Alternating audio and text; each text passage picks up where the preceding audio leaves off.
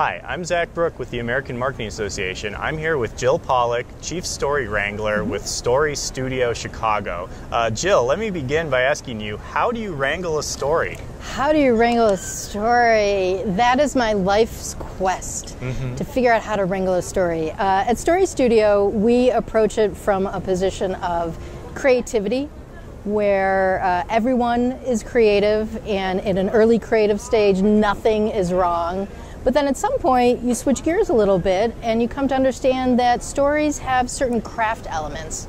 And once you learn the craft elements, and you combine that with elements of creativity, voila, your story begins to emerge. Oh yeah, like a souffle. Like a souffle, I love that, yeah. What can great stories do for marketers or for a brand that just an okay story or a serviceable story cannot?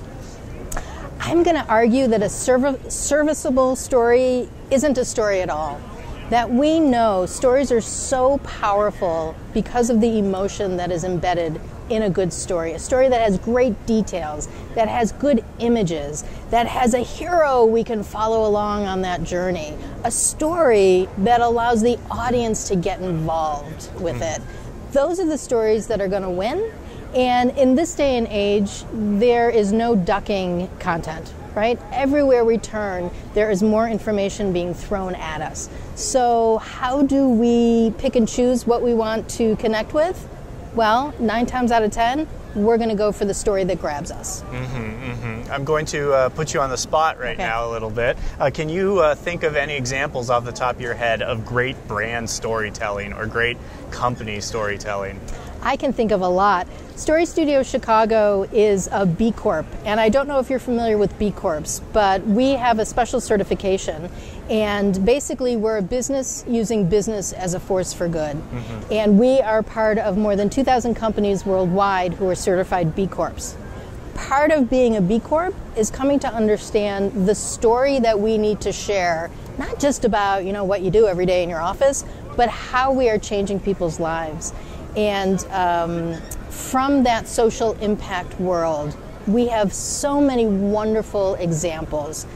Tom's Shoes is one great example. Buy a shoe, they give a shoe away. On the more corporate side, Coca-Cola. Here we are in Atlanta. Let's give a shout out to Coke. They do a phenomenal job with their storytelling. What ads do they run around Christmas? Santa Claus, polar bears. Polar bears, right? We all are a part of that story. And I think universities and educational institutions do the same thing. When we call out Stanford, we think of one thing. When we call out Harvard, we think of something else. When we call out the George Washington University, my alma mater, we think of something else. And so the brands who tell real stories, true stories, stories that connect with what their audiences need to learn and hear, those are the brand stories we're going to remember. And then finally, I want to ask you, you often start with the basic building blocks of writing, but really, before even that, step 0, if you will, is just finding the time to write. Maybe for some people, it's because they're super busy, but I'm guessing for others, it's just they need to flip off that procrastination switch. How do you find the time to write? Give yourself the freedom to experiment a little bit. Man, if I had the answer to that, I would be so rich. At StoryStudio, we work with people who write at work, and we also work with a lot of creative writers. That is the #1 challenge. I can tell you what I have learned from some other writers, and it's all about routine. It's building a routine.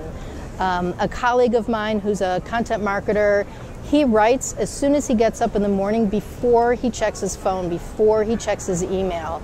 I have colleagues who will stop working at 5 o'clock and spend the next 2 hours at the end of the day working. There's a novelist named Philip Pullman. And I heard Pullman speak once, and someone said, "Where does your inspiration come from?" And Pullman said, "I don't know where inspiration comes from, but I know where it goes to. And if I am not sitting at my desk, inspiration will go somewhere else." And I love thinking about that quote, because being a writer means having your butt in the chair and writing on good days and on bad days. I love it. Show up. Jill Pollack, StoryStudio Chicago. We'll leave it there. Okay. Thank you very much. Terrific. Thank you. I'm Zach Brook with the American Marketing Association.